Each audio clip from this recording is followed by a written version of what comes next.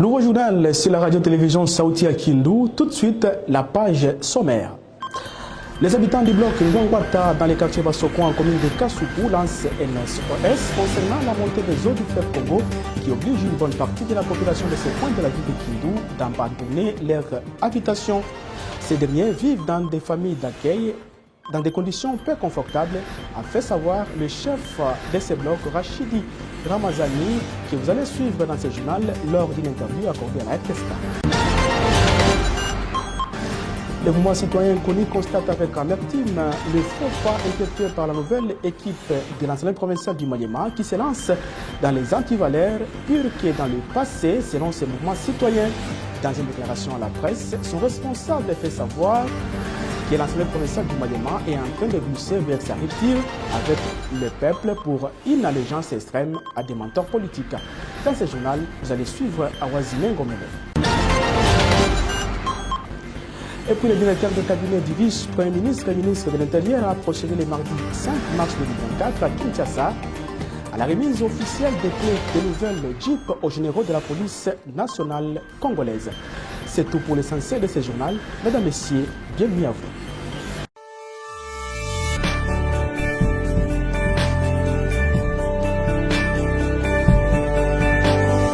Radio Télé Sauti à Kindu, la chaîne de chaque jour.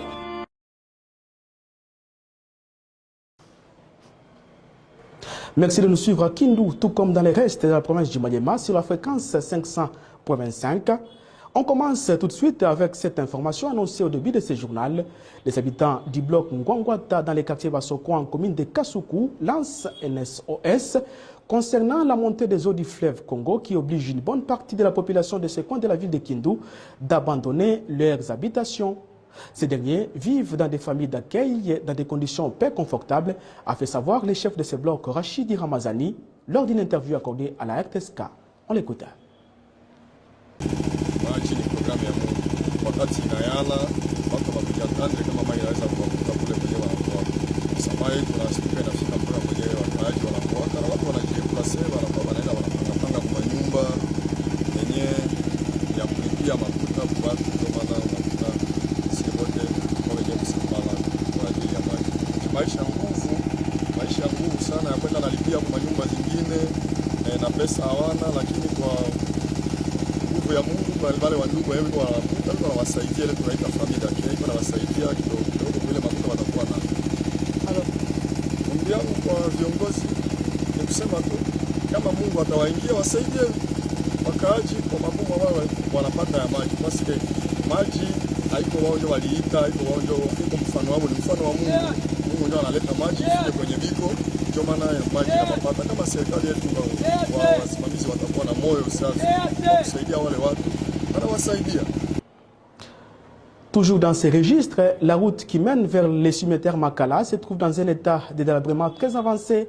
Les usagers, surtout ceux qui partent pour enterrer leurs proches décédés, éprouvent d'énormes difficultés. Ces derniers demandent au gouverneur des provinces d'intérim de trouver une solution rapide pour leur permettre de circuler librement. Ils se sont confiés en ces termes au micro de la RTSK. Kupitia habari ya barabara ni mbovu sana. Kwa sababu wakati saa tunakuwa na gouverneur njo baba yetu. Wakati na tunachagua wa depute njo baba yetu tena. Banaweza kuangalia njia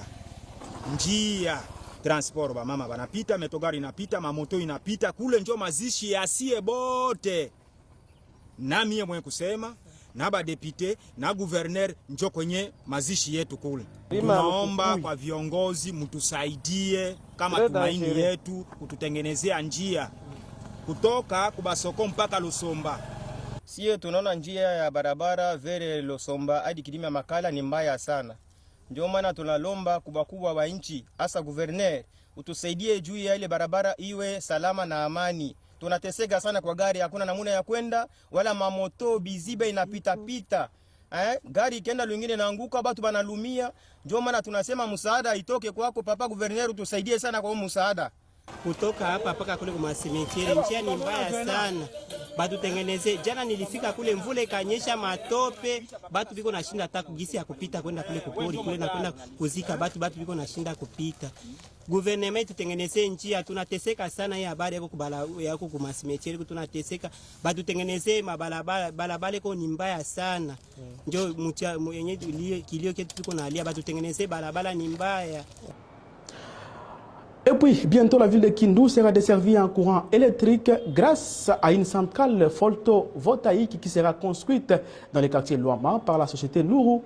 L'annonce a été faite par les community managers de cette société au cours d'une visite effectuée sur le lieu où sera érigée la centrale. Blaise Bilembo confirme par la même occasion que ce projet va débuter dans les prochains jours.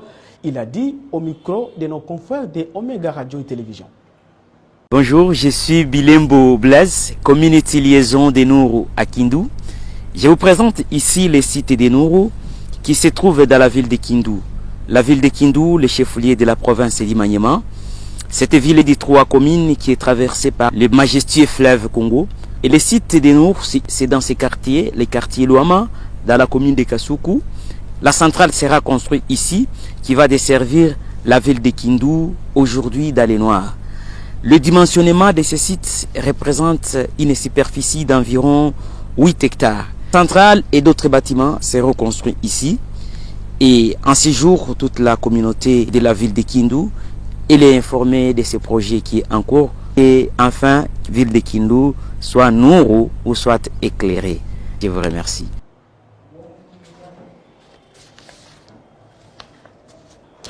Vous l'avez également noté au début de ce journal, le mouvement citoyen inconnu constate avec amertume le faux pas effectué par la nouvelle équipe de l'Assemblée provinciale du Maniema qui se lance dans les antivaleurs pire que dans le passé selon ce mouvement citoyen. Dans une déclaration à la presse, son responsable fait savoir que l'Assemblée provinciale du Maniema est en train de glisser vers sa rupture avec le peuple pour une allégeance extrême à des mentors politiques.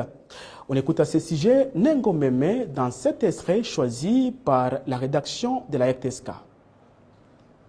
Dans ce 4e cycle électoral général, nous avons jeté des fleurs à la population électrice pour la volonté de sanctionner les politiciens en renouvelant à près de 80% la composition de l'Assemblée provinciale du Maniema.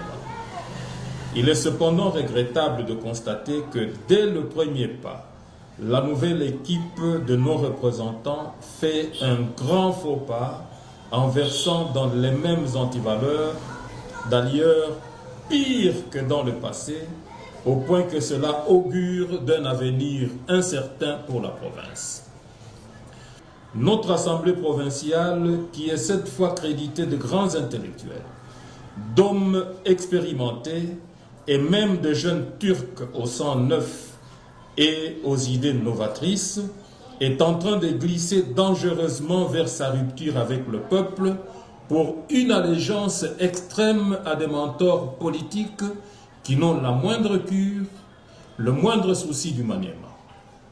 Forte de certaines majorités arithmétiques issues des résultats encore provisoires, non encore confirmés par l'autorité judiciaire compétente, l'Assemblée provinciale a déjà donné au Maniema son nouveau gouverneur à la majorité de 17 voix sur 22. La preuve est que tous les 17 élus provisoires, avec à leur tête un président du bureau provisoire, se sont mobilisés pour aller déposer la candidature de leur gouverneur sans que le Maniema soit informé du programme que celui-ci envisage pour son avenir. Une autre preuve que le gouverneur est le leur et de sa tribu et non au Maniema tout entier, c'est cette communication que nous avons tous suivie par la presse d'une communauté tribale qui s'est réunie à Kinshasa pour jubiler autour de l'élection prématurée de son digne fils, alors très peu connu dans les milieux. Ouvrons à présent la page nationale dans ce journal. Sachez que le général-major Bombele, commandant du service d'éducation civique, patriotique et action sociale de FARDC, a tenu une causerie morale au cours de laquelle il a mis en évidence les relations entre les civils et le militaire, surtout dans cette période. Reportage. askari ya hii jeshi ya Kongo, notre serment ne jamais trahir le Congo, ne jamais trahir le Congo, ne jamais trahir le Congo. Le général-major Bombele Lola Camille, commandant du service d'éducation civique, patriotique et action sociale des FARDC, était en causerie morale avec les militaires de la garnison de Goma, toutes unités confondues. Au cours de cet entretien, il était question pour le général Bombele Camille d'appeler ses hommes de troupes surtout à la discipline et à une parfaite collaboration avec la population. Civil, il faut battre la bamona biloko na bango. Il ne faut pas biloko ya civil et comme ao biso ba soldat to sakana na ngo ko boto la bango na makasi. Parce que teni toza kolata, bottine toza kolata, chapeau toza kolata, ceinturon toza kolata. Ba civil mutu ba ko sombela biso. Faut boye ba ka contribution na bango. O ba ko sala impôt na bango. Déjà ko sombela biso tenue militaire, et ko sombela biso arme, et ko sombela biso ba avion de chasse. Donc, civil alors, civil, il faut la reconnaissance, il faut la respect. Pour le patron du SECAS, le chef de l'État, Félix-Antoine Tshisekedi Tshilombo, veut voir tous les militaires être des vrais patriotes en étant efficaces devant le terroriste M23 RDF.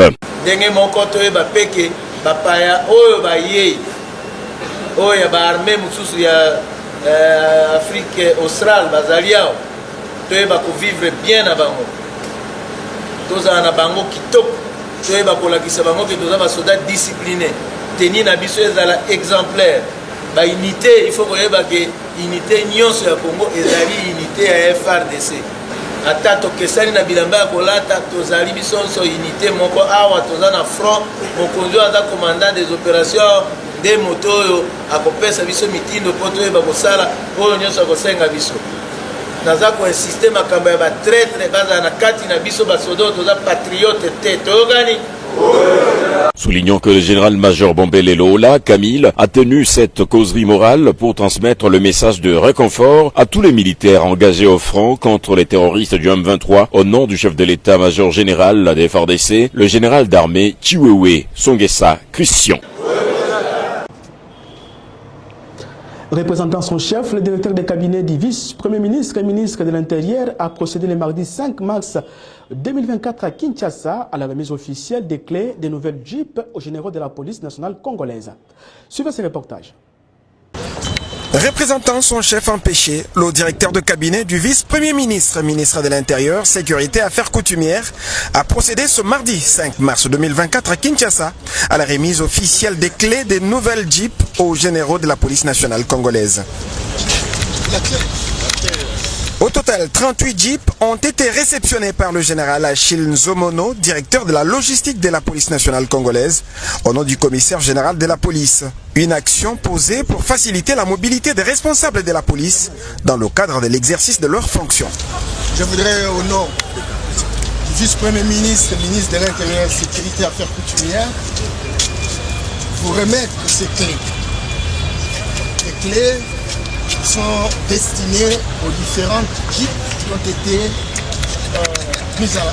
mises à la disposition des généraux, des véhicules de fonction qui vous permettent de mobiliser autour des responsabilités qui sont les vôtres.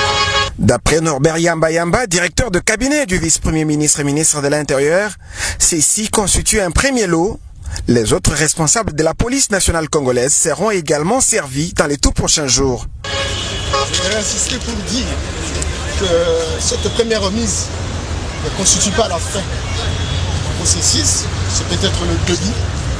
Bientôt, dans un délai relativement court, nous aurons encore d'autres véhicules qui devront être donnés à la police. Vous avez la responsabilité au nom du commissaire général de la police que vous représentez, d'amener ce message pour dire que c'est un premier lot, ça ne s'arrête pas là, il y aura un deuxième lot, et c'est ce qui va permettre le dispatching de tous ceux qui en ont, qui sont bénéficiaires. Les bénéficiaires qui ont salué ce geste du vice-premier ministre et ministre de l'Intérieur et Sécurité ont été invités par le directeur de cabinet du vice-premier ministre, Peter Kazadi, à faire bon usage de ces véhicules. Nous vous remercions. Et en ce qui concerne la protection de ces véhicules, j'aimerais vous faire savoir que nous sommes de grands responsables et de grandes autorités. De ce coin-là, ne vous posez même pas de questions. Merci de tout cœur. Signalons par ailleurs que cette action salvatrice est un signal fort lancé par l'actuel patron de la territoriale congolaise à tous ses détracteurs qui se livrent à de messes noires contre sa personne. Peter Kazadi reste concentré sur la mission régalienne lui confiée par le président de la République, Félix-Antoine Tshisekedi. Il s'y est dénoté que cette action intervient après notamment la remise par Peter Kazadi à la police nationale congolaise des équipements pimpants neufs, ce qui dénote du respect de biens publics et qui témoigne de la volonté de l'autorité de revêtir la police nationale congolaise de sa plus belle robe. On ne les dira jamais assez, ceci ne fait que renforcer les bilans déjà jugés positifs de Peter Kazadi à la tête de la vice-primature de l'Intérieur il y a moins d'une année. Ce qui fait justement sa différence avec ses prédécesseurs. C'est par ici que nous arrivons au terme de ce journal. Merci à toute l'équipe de la RTSK qui m'a aidé à vous préparer ce journal. On se retrouve le samedi prochain pour un nouveau journal sur la radio-télévision Sauti ya Kindu. D'ici là, portez-vous bien. Au revoir.